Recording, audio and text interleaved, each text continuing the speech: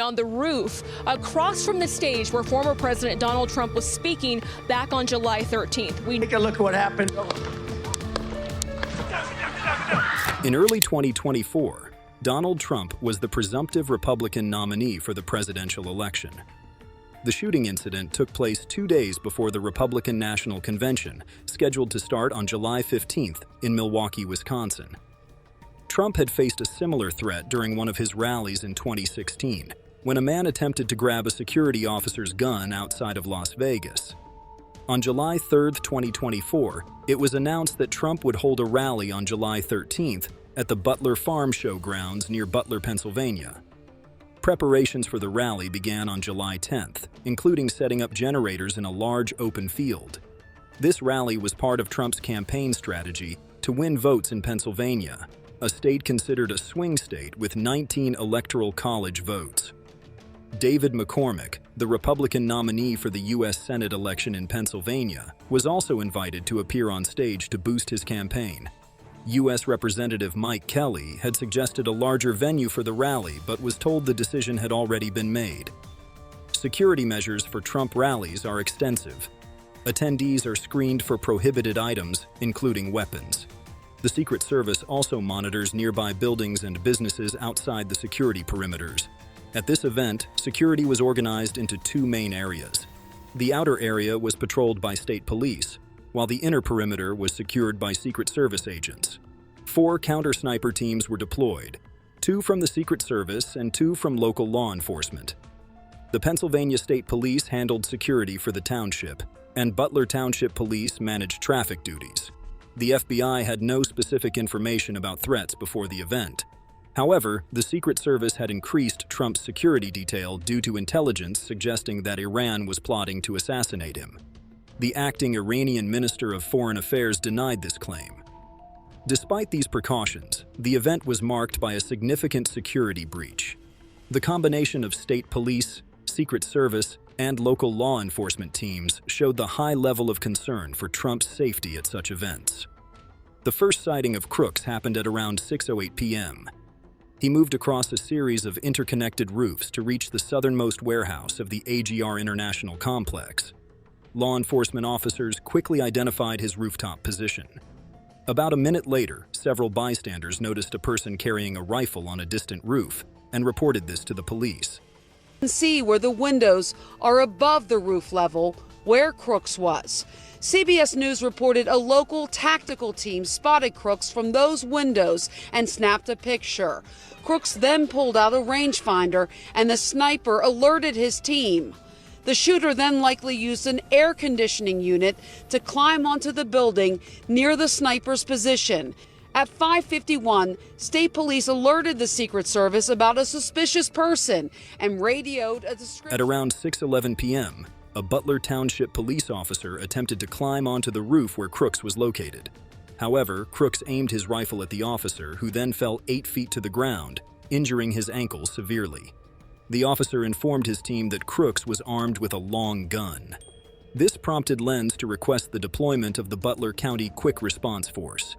Immediately after this, Crooks fired the first of 8 shots into the rally venue, interrupting Trump's speech.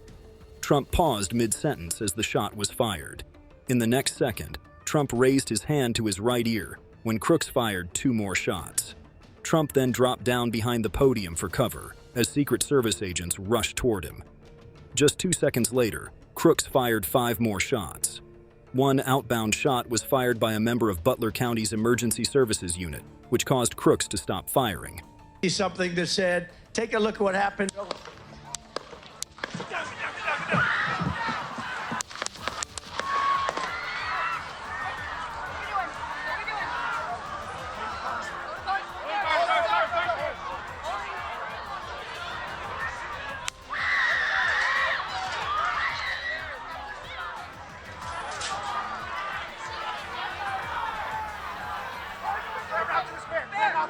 Hold, when you're ready, on you. Ready? Move! Up, move! Go! Up. Hawkeye's here. Hawkeye's here, move it to the spare. Wait.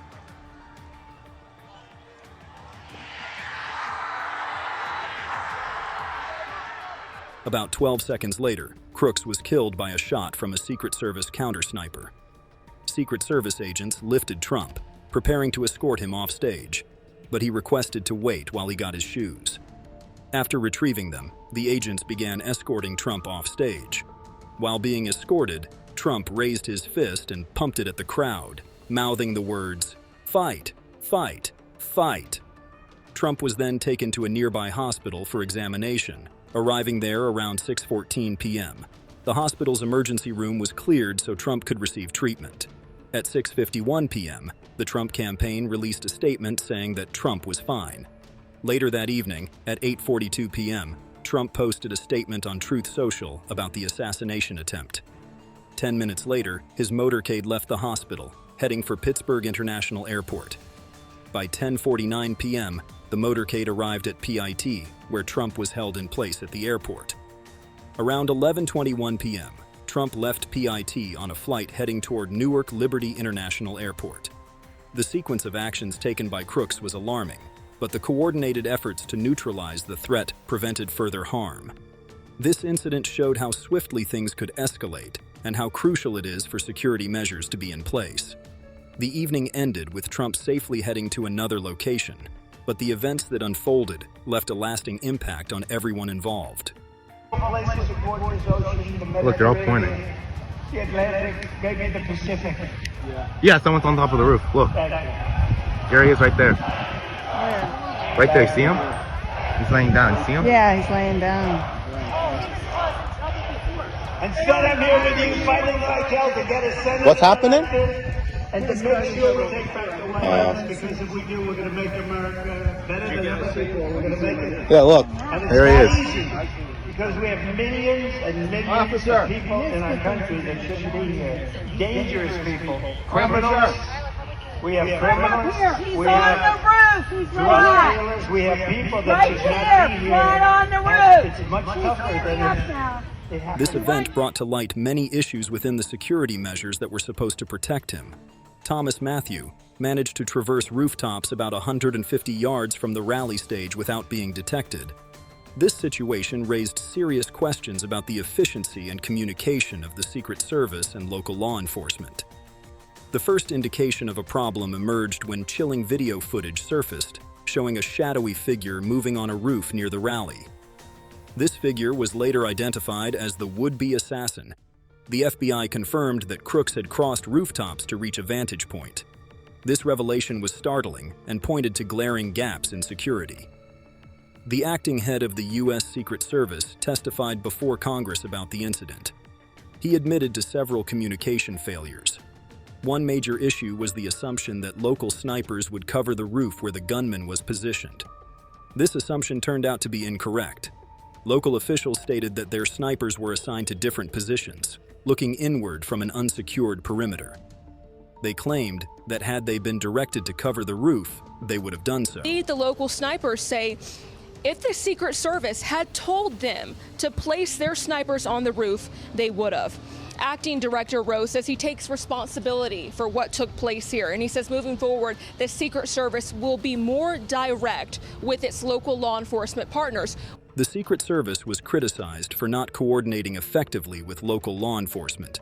The local snipers, who had a clear view of the crowd from ground-level windows, were not in a position to see the rooftops. This lack of communication and proper planning was a critical failure. Further testimony revealed that there were offers from local police to use drones for surveillance during the event. However, the Secret Service declined these offers. This decision was baffling to many. The use of drones could have provided an additional layer of security, potentially spotting the assailant before he could take his position. The video footage, which showed a head bobbing along the roof, made it clear that there were significant security lapses. The fact that the local police offered to fly a drone for surveillance and were turned down by the Secret Service added to the confusion. The aftermath of this event led to a bipartisan task force investigating the assassination attempt. The task force aimed to leave no stone unturned, ensuring that all aspects of the incident were thoroughly examined. The goal was to prevent similar incidents in the future by implementing stricter security measures, better coordination between the Secret Service and local law enforcement, and utilizing advanced technology to safeguard those under protection. We briefed by all the agencies in the federal government as to the situation, based on what we know now. I have tried to get a hold of Donald. He's with his doctors. Apparently he's doing well. I plan on talking to them shortly, I hope, when I get back to the telephone. Look, there's no place in America for this kind of violence. It's sick. It's sick. It's one of the reasons why we have to unite this country. We cannot allow for this to be happening. We cannot be like this. We cannot condone this. And I want to thank the Secret Service and all the agencies, including the state agencies that have engaged. The situation became even more alarming when it was revealed that local snipers were not assigned to cover the rooftops, but were instead positioned to observe the crowd from ground-level windows. This decision was baffling to many, as the use of drones could have provided crucial aerial views that might have detected the threat before it escalated. The aftermath of the incident has sparked a call for urgent reforms within the Secret Service. There have been suggestions that the agency needs to undergo significant changes to address its shortcomings. Critics argue that the agency's leadership must be re-evaluated and that new measures need to be implemented to prevent future incidents.